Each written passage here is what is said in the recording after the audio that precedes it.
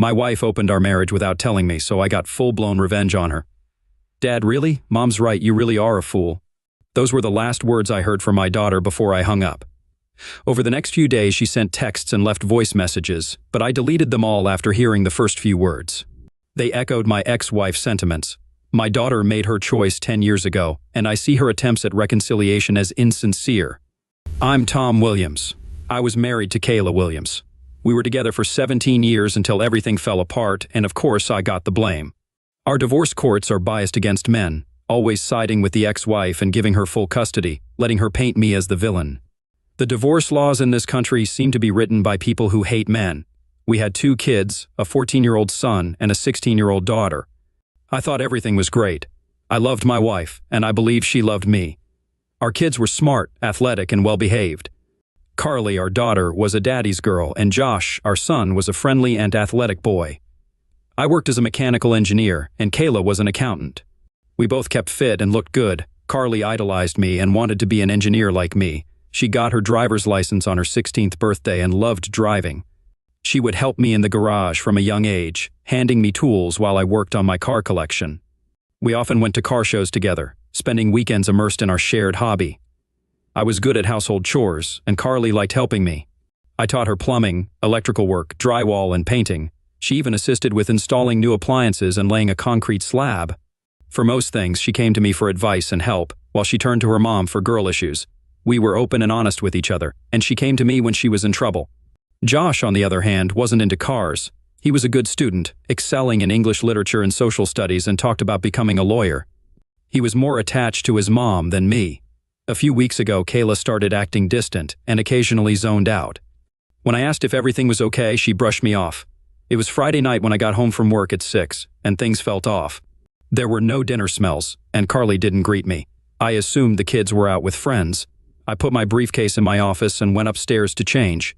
In the bedroom, I found Kayla's black dress, lingerie, stockings, and heels laid out. It seemed we were going out, though she hadn't told me. She was in the bathroom applying makeup when I walked in. "Where are we going, honey?" I asked, taking off my shirt. "We're not going anywhere," she replied. "Then why are you wearing so much makeup and laying out a hot outfit?" "I'm not going anywhere with you. I'm going out." "Really? Where are you going, and where are the kids?" "The kids are spending the night with friends. I have a date, and I won't be back until morning." "A date? You're not coming back until morning?" "Exactly. If all goes well, I'll spend the night with him." "Are you insane? You can't expect me to put up with this. If you want to go out, wait until a divorce is final." "Stop being ridiculous. There won't be a divorce. I just need this one night to prove to myself that I'm still attractive. If you love me, you'll let me have this. If you loved me, you wouldn't even think about it. I love you, but I need this. I'm getting older and need to feel attractive. Clarence, who's 10 years younger, has been flirting with me, and I accepted his proposal. It's just one night to boost my confidence. I'm not putting up with this. Remember our wedding vows? If you do this, you're breaking them. It's just one night. Afterward, it'll be back to normal, I promise. Are you stupid, or do you think I am? If you break your vows, it's over. I'll see a lawyer immediately. Don't be an idiot. There will be no divorce. If you try, I'll fight you and make you lose everything. I'll get full custody of the kids and make them hate you. You say you love me but threaten all this? I do love you, but if you try to divorce me, I'll fight. I just need this one night. And what about in a few years when you feel the same way again? It won't happen again. It's just one night to satisfy my curiosity. Maybe I'll even learn something new to spice up our bed life. If you go through with this, our marriage is over. Cancel the date, and we can try marriage counseling. We'll talk about counseling when I get back tomorrow." She continued getting ready. I changed into jeans and a t-shirt and left the room. Later, she came downstairs in her outfit, clutching a small purse, and checked herself in the mirror by the door. I sat in the living room as a car horn honked outside. "He's here. I have to go now. I'll see you in the morning." She leaned in to kiss me, but I turned away and she kissed the air instead. She frowned at me. "Fine. Once you calm down, everything will be back to normal." With that, she turned to leave. I made one last plea. "If you walk out that door, it's over. Think twice about throwing away 17 years of marriage." She looked back at me. "I'm not throwing anything away. I'll be back, and everything will be fine." With that, she opened the door and left. I started crying, mourning the loss of my marriage and the woman I had loved exclusively for 20 years, 17 years of marriage, a year of engagement, and 2 years of dating. I couldn't understand how she could do this to me. She never expressed any dissatisfaction. Our bed life was normal, and she never asked for more. I would have given her anything she wanted. We never fought, just had normal disagreements that we always resolved. I had already decided what to do if she left. Half an hour later, still waiting for her to come back, I finally got up and went to work. She didn't return, so I went upstairs to implement my plan. It wasn't great, but it was all I had. Our house had 4 bedrooms, the master bedroom, Carly's room, Josh's room, and a large guest bedroom with a private bathroom. I moved into the guest room. It took me 2 hours to move everything. I knew the divorce laws in our no-fault state favored the wife, meaning she'd likely get the house, the kids, alimony, and I'd be left with the bills. Settled in my new room, I went to our home office and logged into our online banking. Years ago, I opened an account in my name to buy gifts for her without ruining the surprise. Now, I decided to use it differently. I transferred half of our checking and savings to my personal account. Then I paid off and canceled all our credit cards and issued new ones in my name. I'd transfer my direct deposits at work on Monday and call our broker to split our investments. Having done what I could, I poured a glass of Jim Beam and went to bed. It was a rough night. The bed felt empty without her, and my mind wouldn't stop racing. I kept thinking about what I could have done differently. Should I have tried to stop her? Confronted the guy with a baseball bat or a weapon? Was it worth going to jail? I barely slept, dozing off now and then. When morning light came through the window, I got up, took a shower, shaved, and dressed. I went downstairs, had breakfast, and read the paper with a couple of cups of coffee. At 9, Kayla returned. I was in my office, looking at apartments for rent. I had already researched attorneys and scheduled an appointment for Monday afternoon. "Good morning, sweetheart. I'm home, as promised," she said cheerfully as she entered. I ignored her. My anger had been building all night and morning. I realized I didn't deserve her disrespect, and there was nothing I could have done to stop her. It was her choice entirely. People say you can't stop loving someone suddenly, but you can turn that love into hate. Hate still has emotion. Indifference is the true opposite of love. By this morning, my love for her had turned to hate. I focused on her lack of respect, her threats, and her disregard for my feelings. "Honey, where are you?" "I'm home, just like I said," she called, searching for me. "There you are," she said, finding me in my office. "I'm back, and things can go back to normal." She reached out to hug and kiss me. I shoved her back. "Keep your filthy lips off me. God only knows what you've touched." Her eyes widened in shock. I'd never spoken to her like that before. "You need to go to the clinic and get a full set of STD tests. I want to see a notarized clean report." Her expression changed from shock to anger. "I'm going to our room to nap. I've had a long night. I hope you've calmed down and will apologize for your rudeness." I couldn't help but smile, anticipating her reaction. "What the hell did you do?" she yelled from upstairs. "Where are your clothes and toiletries?" She barged back into my office. "My things are exactly where they should be. Your closet and drawers are empty. Your side of the dresser is empty. Everything is in its place. My clothes are neatly in my new bedroom closet and dresser." "In my bedroom?" "Yes. I moved out of your bedroom. I'll live in my new room until I find an apartment and move out." I decided not to mention the finances yet. Let her figure it out. Her eyes narrowed. "We'll discuss this later. I'll give you a week to recover, then I'll put everything back to normal." "Not until I get a notarized report that you're free of all diseases," I said, turning back to the computer. I stayed in my office most of the day. The kids came home early, and I wondered how long it would take them to notice something was wrong. I found some promising apartments, filled out forms, and scheduled viewings for Tuesday. I printed out our financial statements for my lawyer on Monday. Although I had no illusions about selling the house, knowing its value might help. I spent the rest of the day researching divorce laws in our state. I knew I'd get screwed over but needed to understand how badly. "Daddy, dinner's ready," Carly said, peeking through the door. "Okay, sweetie, thank you." Kayla greeted me in the kitchen with a radiant smile, trying to placate me with kindness and show me what I'd lose. She dressed up, did her hair, and spent a lot of time cooking my favorite meal. She offered me a glass of wine and leaned in for a kiss. I pulled away, seeing the pain in her eyes. I poured the wine down the sink, grabbed a tumbler, filled it with ice, and poured some Jim Beam. The kids noticed this as I joined them at the table, ignoring Kayla. Dinner was tense. I kept the kids talking, but it was clear we were in trouble. I didn't eat, just passed the dishes around and sipped my drink. "Dad, aren't you going to eat?" Josh finally asked. "No, not hungry," I replied. After the most awkward dinner ever, I refilled my glass and went back to my office. I didn't help clear the table. Half an hour later, I shut down my computer, grabbed my truck keys, and left for a quiet restaurant dinner. Afterward, I had a few drinks at a bar. When I got home late, I made enough noise closing my room door so Kayla could hear. I locked it and wedged a chair under the handle. She tried to get me to open it for about 5 minutes before giving up. The next morning, I got up early, deciding it was a soccer day. There were 3 games, and I planned to watch them all. There were chores to do, but I ignored them. I wouldn't be living here much longer, so Kayla could handle it. After almost finishing my coffee, I started making an omelet. I was just finishing when Carly walked into the kitchen. "Hi, sweetie. Want an omelet?" I asked. "Sure, Dad. Thanks." She took her juice and sat at the table. Josh came in a few minutes later, and I told him I'd make his omelet next. Carly ate while I cooked Josh's. When I heard Kayla in the hallway, I poured the last cup of coffee and turned off the kettle. She walked in, took a cup from the cupboard, and saw the empty pot.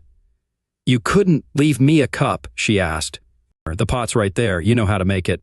"Never mind. So you're making scrambled eggs?" "Made them." "Feel free to make your own," I replied, handing Josh his plate. Then I walked out of the kitchen. Near noon, I was in the living room watching the game. Kayla brought a plate of food and a beer, setting them on the coffee table. "I brought you lunch and a beer so you won't miss any of the game," she said cheerfully. Without looking at her, I kicked the plate and bottle onto the floor. She stood in shock. During a commercial, I went to the kitchen for a beer. Yes, it was a waste, but I wasn't drinking anything she brought me. I didn't clean up. She brought it. She could clean it. "We need to discuss this," Kayla began. "Shut up. The game is on," I replied. "You need to fix your attitude. The kids have noticed. They'll notice when I move out." "You're not moving out, and there won't be a divorce," she insisted, walking away. Around noon, Carly and Josh came in together and sat facing me. "Dad, what's going on with you and Mom?" Carly asked.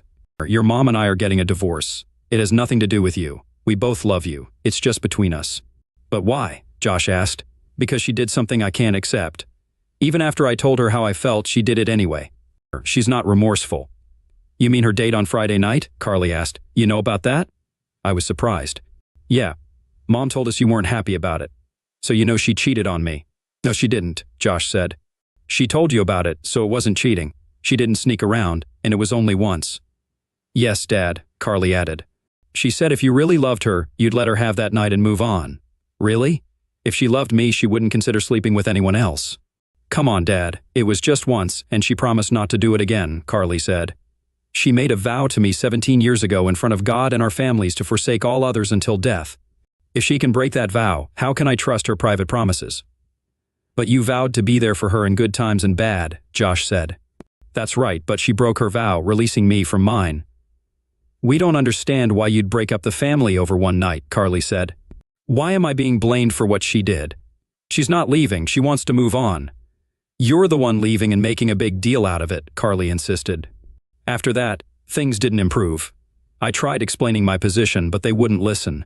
Kayla had convinced the kids that Mom did what she needed to be happy, and Dad didn't love them enough to accommodate her. They believed my ego was tearing the family apart. They saw it as one night out of 20 years, insignificant compared to 7,305 nights together. When they realized I wouldn't accept their stance, they left, and I watched the rest of the game in peace. As dinner was being prepared, another favorite meal of mine, I ignored it and watched the post-game show. Josh came in and said dinner was ready. I grabbed my keys and headed out. "Where you going?" "Dinner's ready," Josh asked. "I'm going to the sports bar to watch the game and eat there," I replied. "But Mom fixed. I'll be back after the game." The sports bar had a good burger and seasoned fries. I had 1 beer per quarter, enough to drive the 5 minutes home. When I returned, everyone was in bed. The plate and bottle were gone from the coffee table, which made me smile. Monday morning, I left early and called my broker from the office to split our investments. I opened a new account and transferred half of our investments into it. Then I updated my HR records, removing Kayla from my retirement account and listing Carly and Josh as heirs. I also updated my direct deposit to my new account.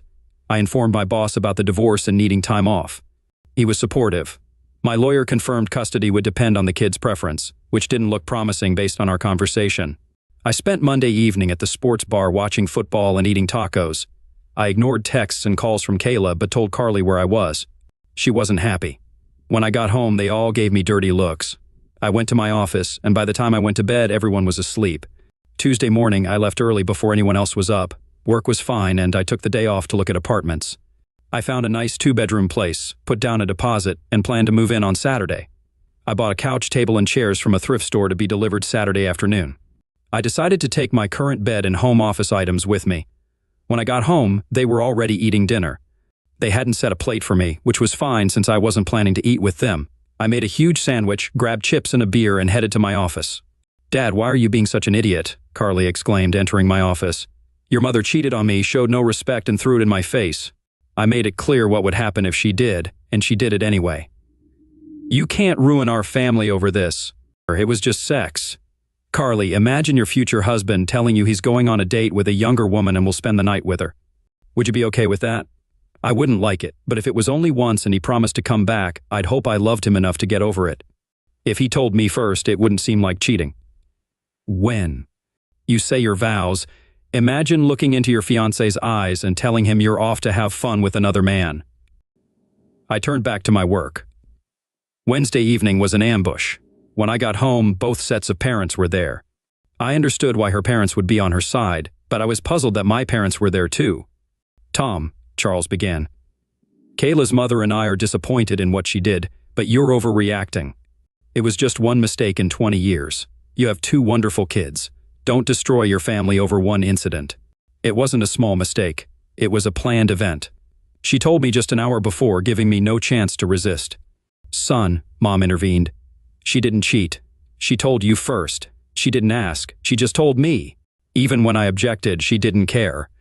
I told her what would happen if she went through with it, and she did it anyway." "Tom," my father said, "I understand your pain and anger, but think of your family. We love you and are here to help you heal. Kayla still loves you and insists she won't do it again. With counseling and effort, you can overcome this. Tearing the family apart isn't the answer. Think of your mother and me. These are our grandchildren, and we'll do whatever it takes to maintain a relationship with them." I was stunned. My parents were on her side, telling me to accept her cheating. I couldn't take it anymore. I turned and walked to my bedroom, shutting the door in Kayla's face. 10 minutes later, I changed into jeans, a casual shirt, and boots. I walked through the living room and out the door without saying a word, ignoring their attempts to talk to me. I drove to the sports bar for dinner and a few beers. When I returned about 4 hours later, the house was quiet and dark. Thursday and Friday were the same. I ignored Kayla, and the kids were still mad at me. Kayla hadn't noticed the credit cards weren't working yet, but she would when she went shopping on Saturday. Friday night, I was in my office, sorting through my things, deciding what to take the next day. Kayla entered, wearing a see-through nightgown, stockings, garter belt, and heels. She looked amazing. "The kids are sleeping elsewhere tonight. It's time to forget this nonsense and come to bed with me. I need you to take me back." "No, thank you. Besides, I haven't seen the clinic report confirming you're clean." "Stop being ridiculous. I need you back in my bed. Your tantrums aren't helping." "Now come on, I'm passionate and need sex." "Not interested. If you don't, I'll call Clarence again." "So what if it's a one-time thing?" "It was a one-time thing, but if you keep rejecting me, you're pushing me to someone else." "Have fun. Let me know if you bring him here so I can leave." She stormed out, slamming the door behind her. I heard the front door slam and her tires screech as she drove off. I took advantage of the empty house to gather my things. I disassembled the bed and loaded it into the truck along with most of my clothes. I slept on the couch in my office that night. Early the next morning, I went to the leasing office to get my apartment key. It took a while, but I moved everything from the truck into the apartment with help from friendly neighbors. When I got back, the house was still empty. A neighbor's teenage son helped me load my desk and office furniture into the truck. I moved the computer, printer, and accessories, and decided to take the chair too. Either no one came home or they didn't notice my office and spare bedroom were empty. In the evening, my phone rang. It was my daughter. "Daddy, where are you?" "I'm home, honey." "No, you're not. Your office is empty. The bed and dresser are gone from the spare bedroom, and your chair isn't in the living room. Plus, your truck is gone." "You're right, I'm not there. I've moved into an apartment. Maybe after the divorce I'll buy a house, but this will do for now." "Geez, Dad, I can't believe you're being so stupid. I thought you loved us." "I do love you, sweetheart. Always have, and always will. Just not enough to stay with us. I'm not leaving you. You'll still see me as much as you want. I'll still take care of you and your brother. You abandoned us and are destroying the family. Your mother is the one who destroyed the family. I told her what would happen if she went on that date, but she did it anyway. But she thought you loved her enough to get over it, and I thought she loved me enough not to do it." "Okay, whatever." She hung up. The divorce was a nightmare. She fought it to the end. "Counseling? She wanted me to pay. I refused. I argued she should pay if she needed it. That was one of the few arguments I won. The counselor didn't like me because I told him I was ordered to attend but didn't have to participate. I endured all 12 sessions before he gave up. She fought over everything, even things she hated, just to make the divorce harder. She limited my time with the kids as much as possible. Eventually, the judge granted the divorce. I had to pay half the mortgage, child support of $2,000 a month, and $1,000 a month in spousal maintenance for 5 years unless she remarried. She moved Clarence in before the divorce was finalized. Half my paycheck went to her. I cashed out investments to buy a small house needing renovation. I got it cheap and moved in with my tools. The house had basic utilities, and I worked on it in the evenings and weekends. Visitation was a disaster. Kayla did everything to prevent it. The kids were always busy or away on my weekends. They had activities or tests on Wednesdays. When I did see them, they treated me with hostility and blamed me for everything. Kayla had turned them against me. I sent gifts, cards, and letters for birthdays and Christmas, but they were returned unopened. I kept sending monthly checks, which were cashed, but I never heard a word. I guess they graduated, but I heard nothing. I informed them of college funds but got no response. Kayla set my kids against me as she promised. I focused on work in the house, avoiding other activities. I saved a lot of money this way, but it was a hard and lonely time. "Hi, Mom," I said when she answered. "Tom, how are you?" she replied cheerfully. "I'm okay. I haven't heard anything about Thanksgiving. Are you hosting again this year?" There was silence. "Mom, are you there?" I asked. "Well, this is awkward." "Yes, we're hosting, but Kayla, her parents, and the kids are coming. She's bringing her new boyfriend. We thought it would be too awkward if you were here too. The kids are still mad at you, and having you and Kayla's new man together would stress everyone out. So you're ditching your own son for Thanksgiving and inviting my ex-wife and her boyfriend instead? We want to stay close to our grandchildren. Besides, this is your fault for not keeping the family together. How about visiting us on Christmas Eve? Your father and I will spend Christmas Day at Kayla's." "Whatever," I muttered, ending the call. I spent Christmas Eve at home watching Die Hard and ignored my mom's calls and texts.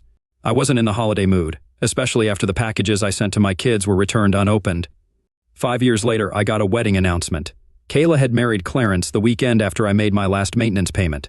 Josh turned 18 a year early, so I was done with child support. I was finally free of obligations to my ex-family and celebrated by getting drunk. I wasn't proud of it, but I gave them all my love, and they rejected me. Now I was focused on moving on with my life. I still had to pay half the mortgage, but my name was on the deed. The divorce allowed Kayla to live there only until the kids graduated high school. With Josh's graduation, I was entitled to half the property's value. I contacted my attorney. The house, initially appraised at $300,000 with $200,000 in equity, was now worth about $500,000 with $450,000 in equity. I was due my half, which would be around $250,000. I wanted the money and also to annoy Kayla. A week later, Kayla called. "Tom, what the hell is going on?" "Not much, just working and fixing up my house. Why are you calling?" "You idiot! Why did a realtor come to my house to get my signature for a sale? Since both our names are on the title, your signature is needed for the sale." "What sale? I'm not selling this house." "Then write me a check for my half of the equity. I got the house in the divorce." "No, you got to live there until Josh graduated. Now we can either sell it and split the proceeds, or you can buy out my half. I'm not giving you $100,000 for a house I own." "Good thing I'm not asking for $100,000.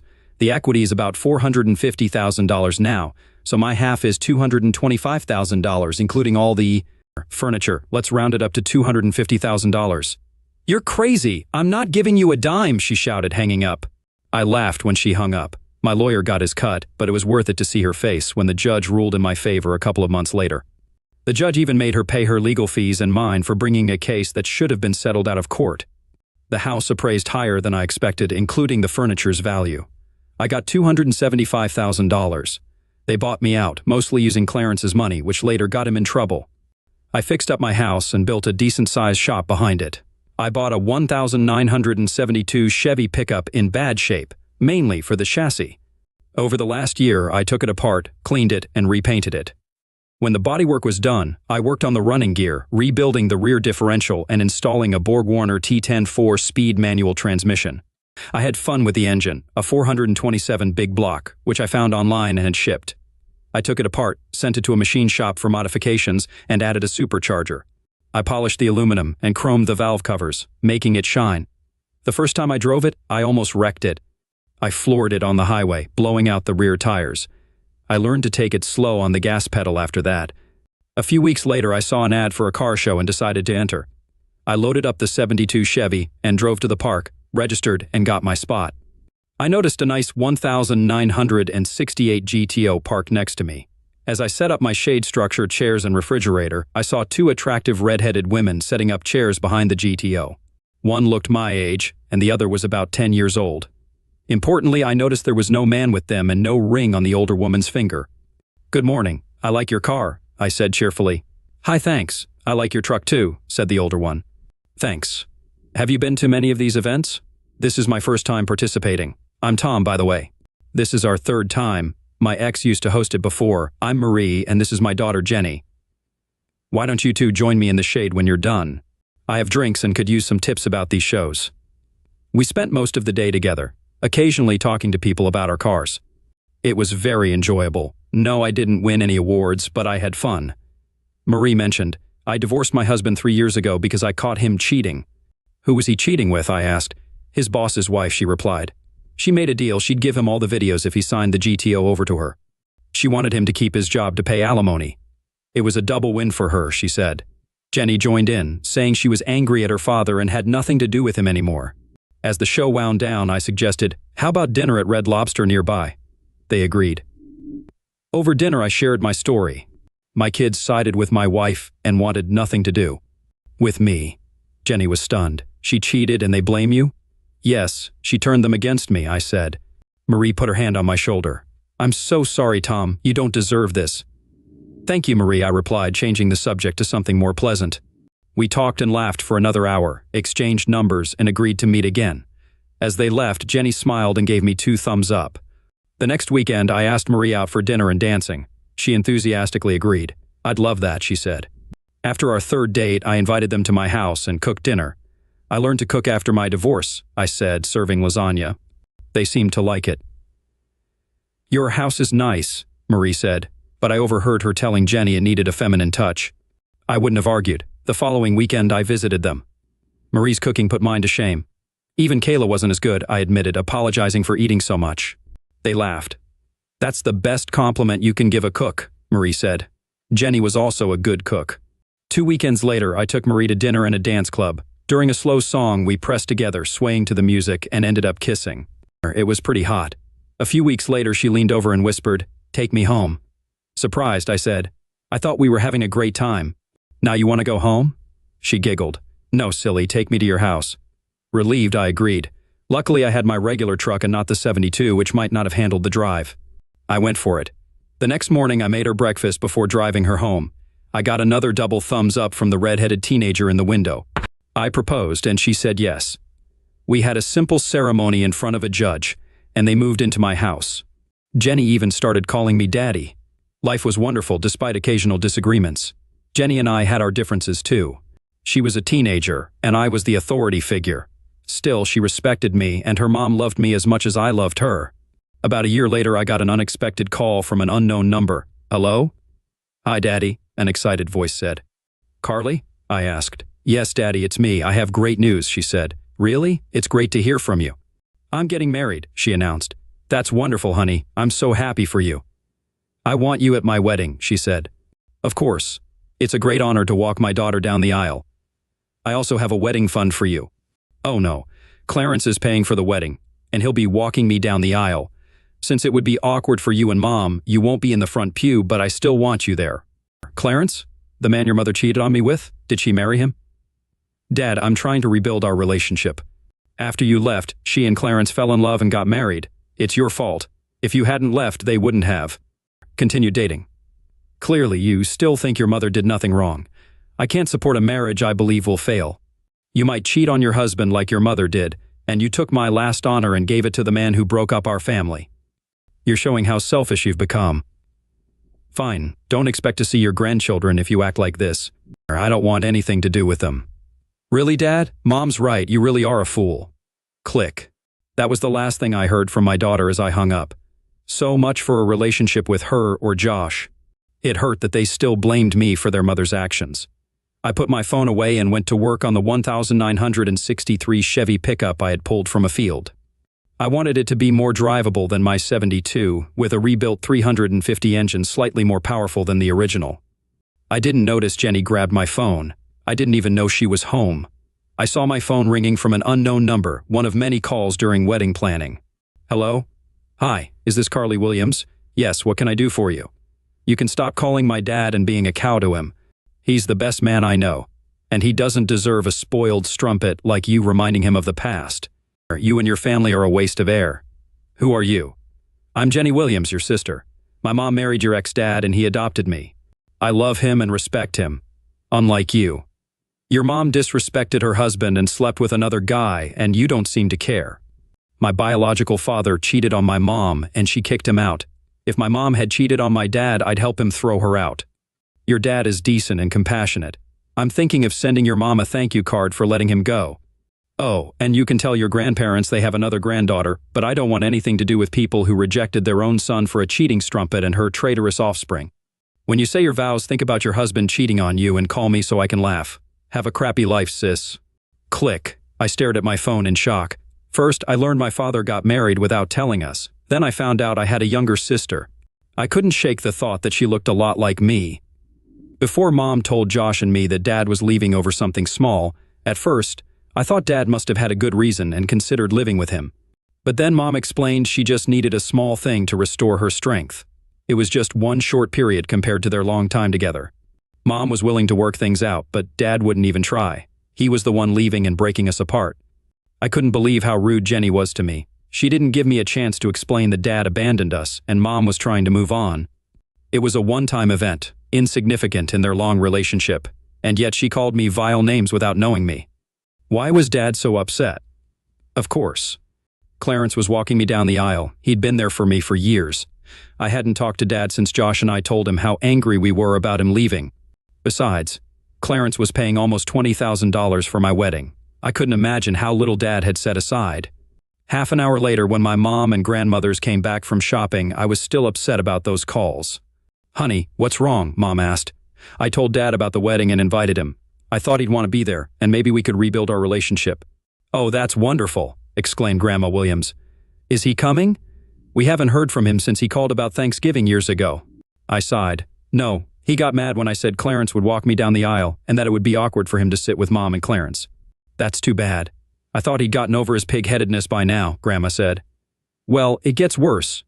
I found out I have a half-sister, I added. What? They all said in unison. Yes, a girl named Jenny Williams called after Dad hung up. Apparently, he married her mom and adopted her. She wasn't nice on the phone. The nicest thing she said was thanking my mom for being stupid, or she wouldn't have such a great dad. I recounted both phone calls to them. They were shocked by the anger from Dad and Jenny. Tom got married and we weren't invited. He didn't even tell us, Grandma whispered. I have another granddaughter? My wedding day finally arrived. I thought briefly about my father and felt sad he wouldn't be there, but it was my happy day. I was marrying the man I loved. Clarence took my hand and we walked down the aisle to the wedding march. I was beyond happy, surrounded by friends and family. Josh was one of Bobby's groomsmen. Tears of joy filled my eyes. Bobby smiled at me from the altar, and Mom looked at me with pride. Clarence lifted my veil, kissed my cheek, and said, "Congratulations, baby girl." He handed me to Bobby. When the priest asked, "Who gives this bride away?" Clarence replied, "Her mother and I." It felt off, but I couldn't figure out why. As the ceremony began, I repeated my vows, to have and to hold, in sickness and in health, in good times and bad. I couldn't continue. I remembered Jenny's words and imagined Bobby with another woman, then him as a broken man if I cheated. I understand now, I said. Bobby looked concerned. I felt a weight lift off me and smiled. I finally get it, I told Bobby. That's great, Carly, but what did you realize? Everything, I replied, then got serious. Bobby, do you really love me? Of course I love you. How can you ask that? I have to ask because I can't marry you today. The audience gasped. We'll still get married, just not today. This is wrong, and I have to make it right. I only want to get married once for life. Babe, what's wrong? Bobby, I love you. I will marry you, but I need to explain and make things right first. We'll reschedule and plan our wedding again. You're not leaving me at the altar, are you? No. You should come with me. Everyone, I'm sorry, but we can't do this today. We're not canceling, just postponing. We'll let you know the new date. If you don't want to come, we understand. But think of the story you'll tell. The reception hall is ready. Everything's paid for. So enjoy the food, drinks, and dancing.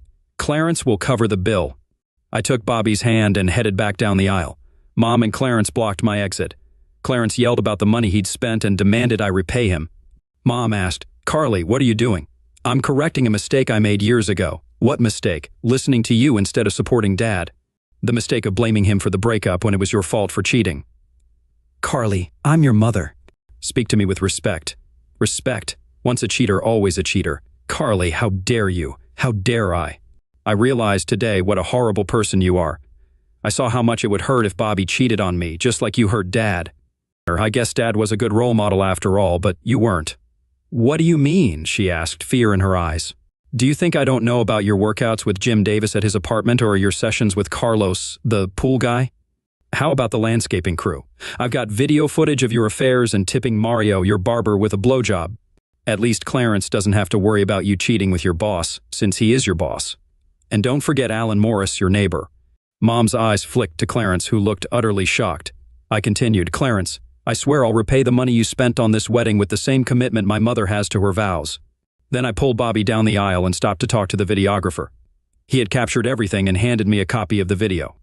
I signed an authorization form to post it on YouTube, hoping it would go viral. Bobby and I ran to the parking lot. He had driven his car with our bags in the trunk. We planned to move them to the limo, but now we just got in his car. I knew Dad would like Bobby, especially when the 440-cylinder engine of his 1969 Challenger roared to life. It wasn't a GM, but it was still a beast.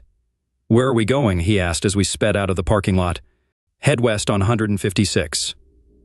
"I'll put the address in Waze," I replied, working my phone. It wasn't hard to find. I knew the town he lived in, and a quick search of real estate records gave me the address. He was about 2 hours away. I hoped he'd be home when we arrived.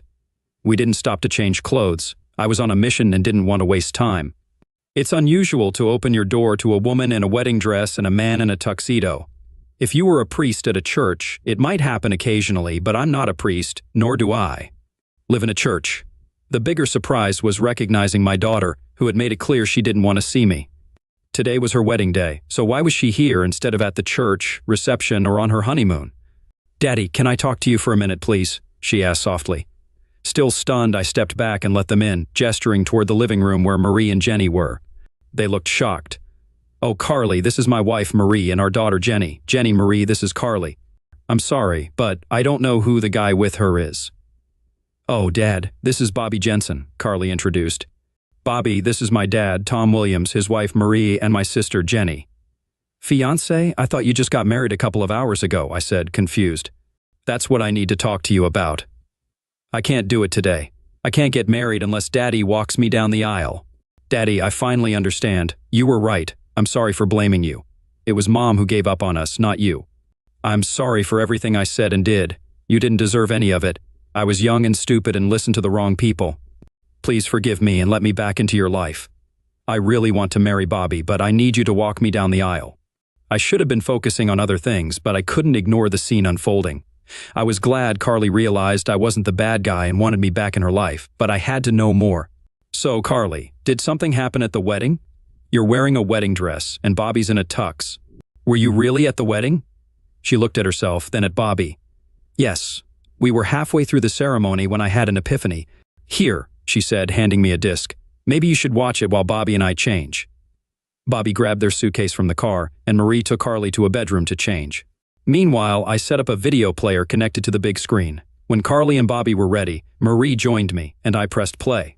It started like a normal wedding ceremony. The groomsmen escorted the bridesmaids down the aisle, then separated at the altar. Bobby entered with the priest, then the ring bearer and flower girl. Finally, Clarence walked Carly down the aisle.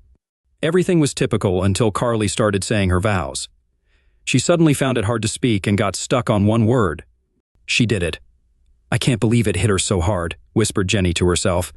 I was about to ask Jenny what she meant when Carly stopped her vows and changed everything. The video showed her stopping the wedding and confronting her mom, revealing her increased cheating since marrying Clarence. By the time the video ended, Carly and Bobby had changed clothes and returned to the living room. I couldn't go through with it. Looking into Bobby's eyes, I realized how much it would hurt him if I did to him what Mom did to you.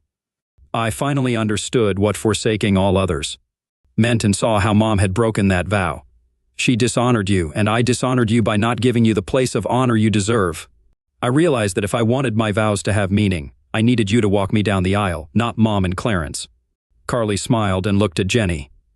I need my little sister as a bridesmaid. Your words woke me up. How can I get married without you by my side? We talked for hours. Jenny had gotten Carly's number from my phone and called her right after I went to the workshop. As it got late, I asked Carly and Bobby to stay in the guest bedroom. Throughout the evening, Carly received several calls. She ignored Clarence and Kayla but talked to friends who were enjoying the reception. Clarence couldn't cancel the reception, so he showed up to find people taking advantage of the open bar and food. Josh sent Carly a video of Clarence and Kayla arguing, with Clarence yelling, cheating, strumpet frequently. Their relationship seemed to be ending too. Josh canceled his reservations but paid a penalty. Carly and Bobby stayed with us all week since they had already taken time off for their honeymoon. I reconnected with Carly and got to know Bobby better. Though he initially believed the lies told by my ex-wife and kids, he warmed up to me after learning the truth. Showing him my shop and projects helped, as we both appreciated each other's cars. By midweek, a new wedding date was set for the same venue a year later. This time, I would walk Carly down the aisle and pay for the wedding, with Marie and Jenny helping out. Carly and Bobby updated the wedding party, excluding Kayla and Clarence. Over the next few months, Carly and I rebuilt our relationship. Bobby and I bonded over car shows, and Jenny joined in with her '74 Firebird. Carly and Bobby visited us regularly, and even Josh came by a few times. Though it was harder with Josh due to his closeness to his mother, we rebuilt some of our relationship, partly for Carly's sake. He also brought news from home. By the way, things between Kayla and Clarence fell apart. Clarence moved out and filed for divorce due to irreconcilable differences, not infidelity. So the harsh penalties of their prenup didn't apply. He aimed for a quick and easy split. Fortunately for Clarence, the prenup stated that all his premarital property was exempt from division. Kayla would get half of the property acquired during the marriage, which wasn't much, mainly the house and about $50,000. Clarence tried to claim part of the house but had no proof. Although he used his money to buy out my share after the divorce, he couldn't prove it. He took a business loan for his company to get the money but didn't document the expenses. Since Kayla owned the house before they married and never put Clarence's name on the title, she refused to discuss it. Clarence ended up paying off the loan without getting any return. By the time he realized this, it was too late to file an infidelity complaint. Rumors of Kayla's infidelity spread, damaging her reputation. Friends distanced themselves, and invitations dried up. Her financial situation worsened without Clarence's support. Clarence learned an expensive lesson. He lost hundreds of thousands buying out my half of the house, another $28,000 on the wedding, and had to pay Kayla $50. 0,000 in the divorce. He also faced humiliation. Kayla told everyone he had a small member and didn't know how to use it. She spread gossip that he refused to perform oral sex on her. This destroyed his social life, turning him into a recluse. "Ready, Daddy?" my oldest daughter asked. "No father is ever ready to let his daughters go, but I'm honored to do it for you," I replied. The doors opened, music filled the church, and I proudly walked my daughter down the aisle. I glanced at the fourth row, where my ex-wife sat, and then at the front row, where my wife Marie sat. After giving my daughter away, I whispered, "Love you, baby," kissed her on the cheek, and handed her to Bobby. I joined Marie in the front row. Carly practically shouted, "To have and to hold in sickness and in health, in good times and bad." With a bright smile, she finished her vows. The ceremony was beautiful, and the applause was loud when they kissed. At the reception, I noticed Kayla sitting off to the side, unhappy and drinking from the open bar. Clarence wasn't invited. My duties were done. I walked my daughter down the aisle, gave a toast, danced the father-daughter dance, and then danced with my wife. I sat next to Marie and watched my youngest daughter dance with one of the many guys vying for her attention. "May I ask your husband for this dance?" I heard a familiar voice ask. My wife, Marie, and I turned to face my ex-wife. Marie stared for a moment before responding, "Just return him to where you found him." She looked at me. "I trust you, but not her." I led Kayla to the floor as a slow song started playing. I kept my distance and tried not to pull her close. After a bit, she spoke. "You were supposed to give me that one night. We were supposed to forget about it and move on. Tonight should have been just us. You shouldn't have left that night. You should have known I wouldn't accept you cheating on me no matter how many times you did it. I didn't cheat. I told you before I did it. I didn't sneak around. Whether you told me or not is irrelevant. The fact is, you had sex with someone else. Besides, I told you not to do it, but you did it anyway. I never wanted this. I just wanted one night, and then we could be together forever. You know you're the only man I've ever loved. I never loved him. The sex wasn't even that great. Then why did you marry him? Because you divorced me. I didn't love him, but I didn't want to be alone. I thought I could love him, but I couldn't get over you. I did those nasty things because I was angry you left. I still loved you, but you wouldn't talk to me. After that night, I realized you were all I needed. So why did you cheat on him? Because he was terrible in bed. He wouldn't take advice, wouldn't go down on me, and I stopped giving him blowjobs. When I couldn't take it anymore, I found other guys who could satisfy me. I didn't know Carly knew. I never thought she'd leave me like that. I feel sorry for you. We had a great marriage, but you ruined it for one night of mediocre sex. I don't think there's any chance. I laughed. Even if I wasn't married now, you destroyed any possibility of us getting back together by turning our kids against me. I'm happily married now, with another daughter I love. The best I can offer is being civil at events with our children and grandchildren. Thankfully, the song ended. I didn't speak to her again that evening. She couldn't afford the mortgage, so she sold the house and moved into a small apartment. The sale proceeds were enough for her to live on if she was careful.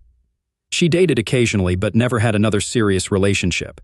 Clarence ended up living alone too. Carly and Bobby had a long, loving marriage with 3 children, 2 boys and 1 girl. Josh married a nice girl, and they had 2 daughters. As far as I know, neither cheated on their spouse.